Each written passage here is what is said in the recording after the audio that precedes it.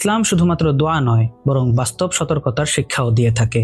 যেমন ঘরে গ্যাস ও বৈদ্যুতিক সংযোগ নিয়মিত পরীক্ষা করা, মোমবাতি বা ধূপ জেলে না ঘুমানো, বাচ্চাদের আগুনে খেলতে না দেওয়া এবং দুর্ঘটনা ঘটলে ইন্না লিল্লাহি ওয়া ইন্না ইলাইহি রাজিউন পাঠ করে ধৈর্য ধারণ করা। রাসূলুল্লাহ সাল্লাল্লাহু আলাইহি ওয়াসাল্লাম আমাদেরকে সতর্কতার শিক্ষাও দিয়েছেন। তাই দোয়ার পাশাপাশি বুদ্ধিবৃত্তিক সতর্কতাও ফরজের অন্তর্ভুক্ত।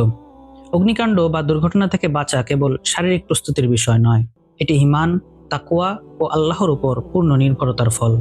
যে আল্লাহর জিকিরে নিজেকে অভ্যস্ত করে, নিয়মিত দোয়া ও আমল করে এবং সতর্কতার পথ অনুসরণ করে, তাকে আল্লাহ তাআলা দুনিয়ার অগ্নিসংযোগ সহ যাবতীয় দুর্যোগ থেকে রক্ষা করবেন এবং অবশ্যই আখিরাতের আগুন থেকেও বাঁচাবেন ইনশাআল্লাহ তাআলা।